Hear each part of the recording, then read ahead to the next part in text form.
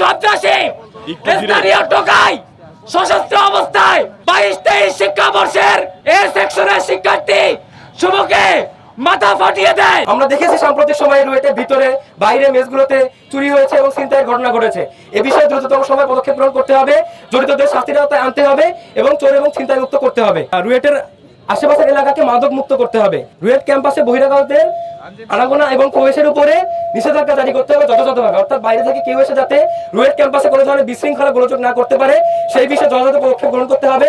এবং রুয়েট এবং এর আশেপাশের যে ব্যবসায়ীরা আছে, যে মুদি দোকানদাররা আছে, হোটেল ব্যবসায়ীরা আছে, তারা রীতিমতো রুয়েটের শিক্ষার্থীদের সাথে নিয়মিত দুর্ব্যবহার করে থাকে অনেকেই। তো এই বিষয়গুলোতে পুলিশ প্রশাসন সহ সবাইকে যথাযথ পদক্ষেপ গ্রহণ করতে হবে। আমরা আশা করি পুলিশ প্রশাসন সহ জেলা প্রশাসনের যারা আছেন দ্রুততর সময় পদক্ষেপ নেওয়া হয়, সেই মেসেজটি দিতেই আজকের আমাদের এই আন্দোলন, আজকের এই অবরোধ কর্মসূচি।